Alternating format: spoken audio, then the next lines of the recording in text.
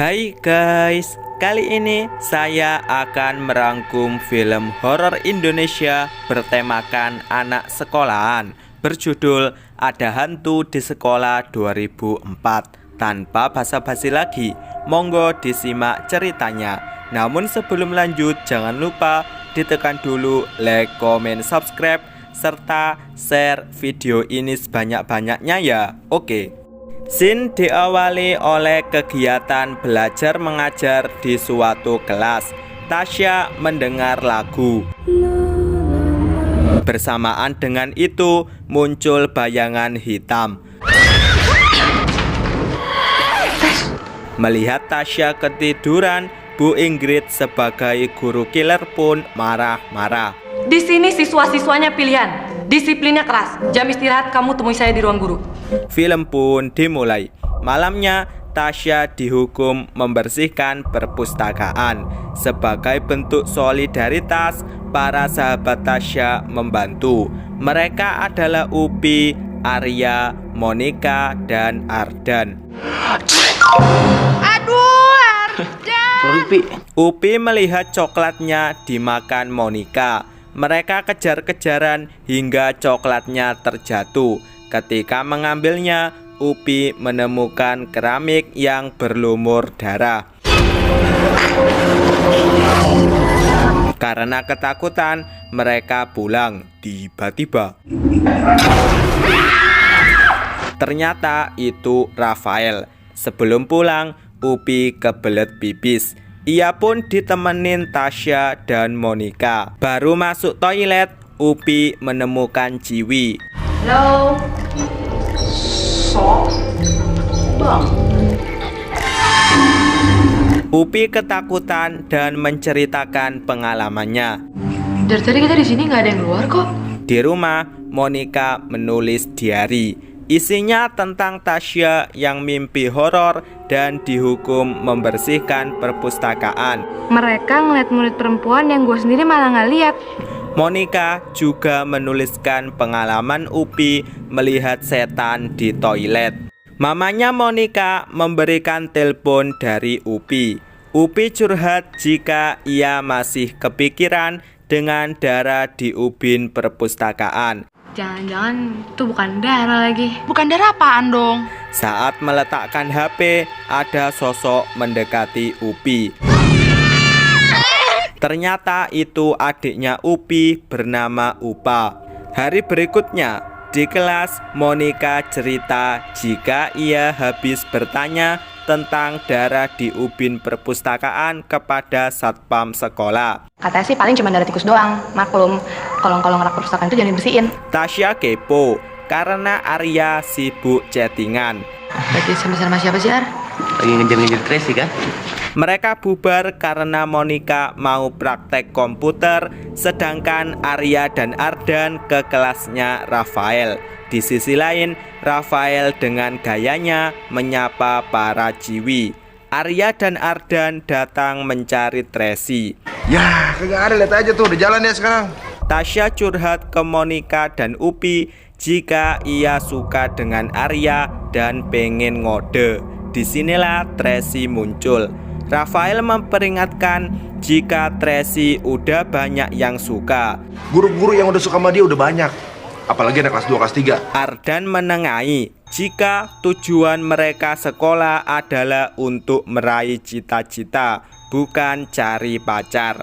Lu tuh belajar mulu, pantesannya lu punya pacar. Sekali kenal sama cewek, lu ajarin rumus mulu, men. Rafael yang gregetan pun mendandani Ardan. Di tengah jalan, Upi merasa mau mens. Monica mengantarkan Upi. Sementara Tasya menanyakan Arya kepada Ardan. Tak sengaja Upi menabrak Bu Ingrid. Kabar, Bu? Arya PDKT dengan Tracy yang asyik membaca zodiak. Hari gini lo masih percaya sama zodiak? Emang kenapa? Ya, nggak apa-apa sih. Upi bebersih di wastafel. Tiba-tiba bayangannya stagnan.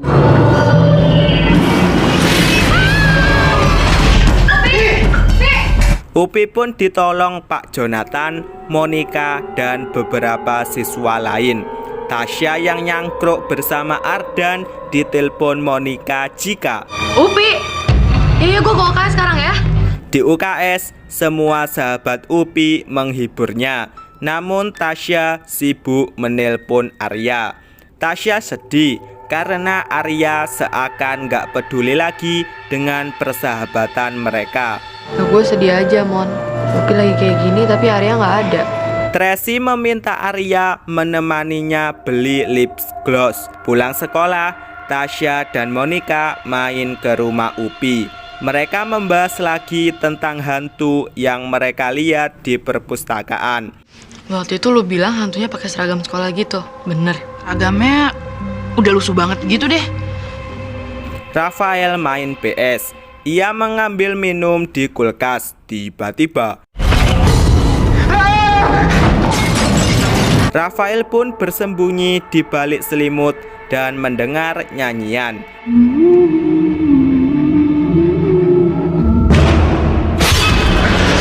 Merasa aman, Rafael melihat situasi. Ia keluar kamar ditemani seberkas cahaya senter. Tapi Rafael adalah orang berani. Arya dan Tracy dari mall mau pulang. Tiba-tiba Arya melihat sepasang kaki. Ia ngecek tapi hasilnya nihil. Karena ketakutan, Arya memacu mobilnya meninggalkan Tracy. Tres, tunggu gua, Tres. Ah udah deh, gue juga gak butuh-butuh banget sama lo. Rafael tidur di halaman sekolah. Ia cerita ke Ardan jika habis dihantui. Setan apa? Tahu dah. Rafael mengambil roti Ardan dan kembali tidur. Arya mendatangi Upi dan menanyakan keadaannya. Sorry ya, Pi, semalam gua nggak bisa ke tempat lo. Santai aja lagi. Begitu melihat Tracy, Arya menghampirinya. Tasya yang melihat hal ini mau pergi, namun dicegah Arya. Ia cerita jika habis bertemu setan di mall. Di bagasi mobil gue tiba-tiba ada yang gedor-gedor gitu. Pas gue buka, ada cewek pakai seragam SMA. Seragamnya lusuh. Setan yang neror gue di toilet juga pakai seragam SMA gitu. Mereka mendatangi Ardan dan Rafael. Rafael cerita setan yang sama juga menghantui dirinya. Tiba-tiba terdengar suara nyanyian. Tasya ditelepon Arya. Ia minta maaf karena nggak ikut menjenguk Upi. Nggak apa-apa, Ar, gue ngerti kok. Tak lupa, Tasya bertanya kelanjutan hubungan Arya dengan Tracy. Udah tepuk sebelah tangan ya. Arya mengalihkan pembicaraan dengan mengingat lonceng pemberian Tasya. Lonceng ini bakal gue simpen sampai gue ntar jadi kakek-kakek. Dasar gombal lo. Selesai telepon, Tasya mengamati fotonya bersama sahabat-sahabatnya. Monica menulis diari lagi. Ia menceritakan Rafael, Upi, dan Arya. Terus kenapa mesti kita yang dikejar-kejar hantu sekolah itu? Namun yang paling mengganggu pikirannya adalah tentang Arya dan Tasya. Gimana ya caranya supaya Arya tahu kalau Tasya tuh suka sama dia? Saat mau pulang, Tasya merasa ada barangnya yang ketinggalan. Di perjalanan, ia melihat Ciwi sendirian di kelas. Tasya menghampirinya untuk menyapa. Pak Jonathan yang mendengar hal ini mendatangi Tasya. Tasya diajak ke ruang BP. Ia cerita tentang hantu yang ia lihat. Pak Jonathan cerita jika sebelum beliau diangkat jadi guru tetap, sudah banyak anak yang melapor habis melihat hantu. Menurut Pak Jonathan, tujuan mereka adalah mereka mau mengeluarkan energi sebanyak itu hanya untuk berbohong supaya diperhatikan. Tapi Tasya tetap bersikukuh jika di sekolahnya memang ada hantu. Kamu jangan pernah bermain-main dengan keyakinan kamu. Pembicaraan mereka selesai ketika Bu Ingrid datang. Upi, Monica, dan Ardan nungguin Rafael. Namun yang mau nebeng hanya Upi. Gue ikut dia. Iya, Selamat deh, bakal dapat voucher. Presiden aja naik ini tau gak dulu. Monica bertemu Upi yang semakin penasaran dengan hantu itu. Mereka ke perpustakaan untuk mencari petunjuk. Kita mulai dari mana? Buku tahunan. Soalnya cewek waktu itu kita lihat, dia pakai seragam sekolah. Berarti dia sekolah di sini kan? Ternyata ada Pak Jonathan di perpus. Ngapain, Pak? Saya habis ngambil coklat saya yang jatuh. Beliau membawa buku tahunan. Di perjalanan, mobil Rafael mogok. Rafael pun turun untuk memperbaikinya. Di sisi lain, Upi nyerocos sendiri karena nggak sabar. Pindah transportasi yuk. Terus mobil gua gimana? Ditinggal di sini? Ya panggil mobil der. Upi pun didatangi hantu Ciwi. Rafael membereskan mobilnya, beruntung bisa nyala. Rafael ditelepon Ardan mengajak main biliar. Rafael nggak mau karena pikirannya habis kacau setelah melihat hantu. Nonton aja bokep itu sampai subuh, gue jamin bayang-bayang hantu itu bakal hilang. Ardan ke kamar mandi. Tiba-tiba terdengar nyanyian.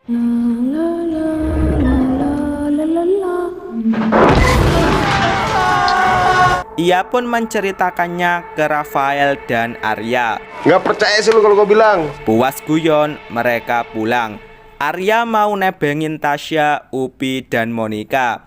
Namun Upi dan Monica minta pulang sendiri. Kebetulan ada Tracy dan pacarnya. Bu Ingrid beberes mau pulang. Tiba-tiba Rafael meminta Ardan mengingat kesalahan apa yang ia buat hingga bisa memunculkan hantu. Tiba-tiba Ada lagi-lagi dah ketemu kereta. Rafael bersembunyi, sedangkan Ardan berhadapan 1 lawan 1. Mereka lari, seperti biasa pintu terkunci dan hantu si Ciwi muncul. Mereka mencari pintu lain. Itu adalah laboratorium. Mereka bersembunyi di kolong. Tiba-tiba tercium bau busuk dan hantu Ciwi muncul. Rafael berdoa. Seketika si hantu hilang. Merasa aman, mereka ngecek. Namun Aman, men. Udah lu. Dah tunggu gua dah. Monica merasa auranya kurang kuat untuk melihat hantu. Oleh karena itu, ia berencana menjajal mantra yang bisa membuatnya melihat orang mati. Lu tuh mancing suasana makin ribet aja tau nggak? Di belakang Upi. Alah apaan, nggak ada apa-apaan juga. Upi mengambil air. Ketika kembali, ia melihat Monica bersama hantu Ciwi. Itu Mon. Monica yang nggak percaya pun menghampirinya. Ada tadi ada. Udah deh lu jangan main gituan lagi deh. Arya dan Tasya ke kafe. Terlihat Arya masih sedih memikirkan Tracy. Tracy lagi. Harus tuh lo mikir gimana caranya kita lepas dari teror hantu yang gak jelas cenderungannya itu. Tasya pun memberitahukan gosip tentang Tracy. Tracy tuh perek, simpenan om-om. Yang pasti Arya nggak percaya. Tasya pun pergi karena kecewa. Arya ke mobil. Ia menemukan diarinya Tasya yang tertinggal. Ternyata isinya tentang Arya, dan Arya. Arya memacu mobilnya. Ia melihat lonceng pemberian Tasya.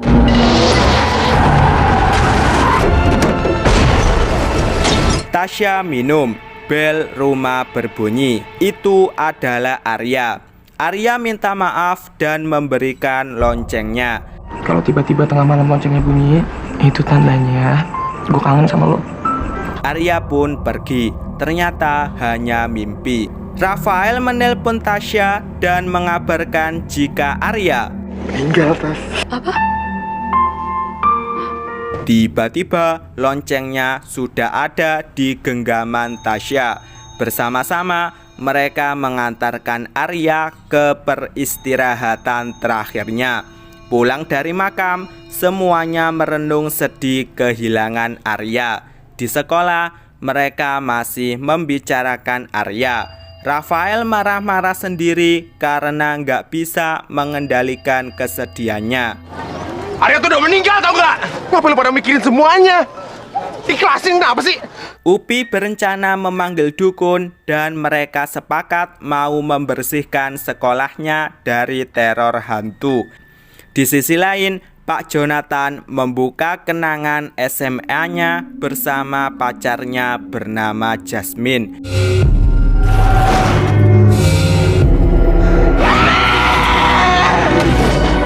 Beliau panik ketika Bu Ingrid datang. Monica menelpon Tasya untuk menghiburnya. Kita akan bacain misteri ini bareng-bareng. Oke? Thanks ya. Selesai teleponan, loncengnya berbunyi sendiri. Di sekolah, Tasya membuka diarinya yang berlumuran darah Arya. Tasya ke koridor dan bertemu Monica. Ia mengajak Monica ke ruang BP. Mau ngapain sih, Tas? Feeling gue gak enak aja sama Pak Jonathan. Tasya mencari sesuatu dan ketemulah buku tahunan Pak Jonathan. Tasya membukanya dan menemukan foto Jasmine. Muka cewek ini mirip banget sama hantu yang ngedatengin gue. Tak lupa, Tasya mencatat alamat rumahnya dan pergi. Pulang sekolah, mereka langsung gas ke rumah Jasmine. Ini benar namanya Jasmine? Kita coba aja. Mereka turun dan berjalan menyusuri jalan setapak hingga bertemu seorang Ciwi. Itu adalah adiknya Jasmine. Sampai orang tua saya meninggal 3 tahun lalu, kami tak pernah tahu bagaimana nasib Jasmine. Rafael dan Monica menemukan foto Jasmine dan seorang laki-laki. Dia kekasih Jasmine waktu di SMA. Upi merasa familiar dengan si cowok dalam foto. Boleh tahu siapa nama pacarnya Jasmine? Jonathan Saputra. Mereka pulang dan langsung curiga dengan Pak Jonathan. Tasya ingat dengan ubin yang berlumuran darah di perpustakaan. Apa jangan-jangan jasadnya Jasmine dikubur di situ? Bu Ingrid sendirian di kantor. Beliau didatangi Jasmine. Beliau mengikutinya hingga sampai di kamar mandi. Kamu kenapa? Malam hari, Tasya dan kawan-kawan sampai di sekolah. Monica menyarankan agar besok saja ke perpustakaannya. Tasya pun mengalah dan memutuskan pulang. Ya udah deh, besok aja. Ya. Lagian kan ini udah malam. Pasti perpustakaan juga udah dikunci. Satpam sekolah keliling sambil ngecek keamanan di setiap ruangan. Tiba-tiba ada sosok lewat. Si satpam yang penasaran melanjutkan penelusuran. Namun Tasya sampai di rumah. Ia ingat dengan lonceng pemberian Arya. Seseorang berjalan membawa kapak. Ternyata itu Bu Ingrid. Beliau mendatangi Pak Jonathan di ruang BP. Tanpa basa-basi, Bu Ingrid yang kerasukan langsung nyerang. Pak Jonathan pun lari. Malam itu juga Tasya ke sekolah. Ia menelpon Monica dan mengabarkan jika ia ada di sekolah. Pokoknya gue akan masuk, ada atau tanpa lo. Mereka mau kembali ke sekolah, namun tidak dengan Upi. Gue mau pup dulu, gue harus pulang dulu, terserah ntar gimana caranya, ntar gue nyusul. Pak Jonathan menyelamatkan diri ke perpustakaan. Pertarungan babak 2 pun terjadi, hingga Pak Jonathanlah pemenangnya. Tasya nekat masuk. Ia melihat Pak Jonathan keluar dari perpustakaan. Tasya pun ke perpustakaan dan menemukan mayat Bu Ingrid. Kebetulan ada Pak Jonathan. Sebaiknya kamu pulang aja sekarang karena ngerinya nanti orang tua kamu nyariin kamu ya. Tasya yang bernyali tinggi malah menginterogasi Pak Jonathan. Siapa Jasmine? Rafael, Ardan, dan Monica yang baru sampai ke sekolah kebingungan mencari Tasya. Gini deh, kita mencar. Gue kesana, lo kesana, oke? Oke deh, Cak. Disinilah Pak Jonathan menceritakan semuanya. Jasmine bunuh diri karena kecewa dengan Pak Jonathan yang gak mau mengakui kehamilannya. Benar saja, mayat Jasmine dikuburkan di perpustakaan itu. Pak Jonathan pun mengakhiri ceritanya dengan pukulan di wajah Tasya.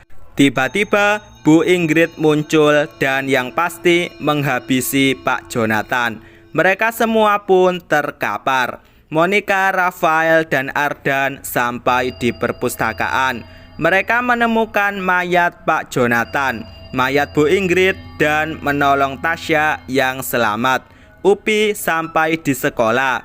Ia bertemu satpam dan bertanya di mana keberadaan teman-temannya. Tiba-tiba Ya kebo lagi. Upi pun bertemu teman-temannya bebarengan dengan Tasya yang menyaksikan arwah Pak Jonathan dan Jasmine yang udah tenang. Esoknya Tasya mengetahui alasan mengapa mereka dihantui Jasmine. Ternyata ya tanggal lahir kita sama persis nih. Monica masih penasaran mengapa ia tidak bisa melihat arwah Jasmine. Lihat gua aja. Cakep. Jomblo. Di ending, Monica didatangi arwah Arya. Film pun berakhir. Oke, tidak ada penilaian IMDb untuk film ini. Namun jangan khawatir. Film ini saya beri nilai 6,4 ditambah 1,0 lagi untuk Tasya. Jadi totalnya 7,4. Sampai di sini rangkum film Hantu di Sekolah 2004 dan see you next video.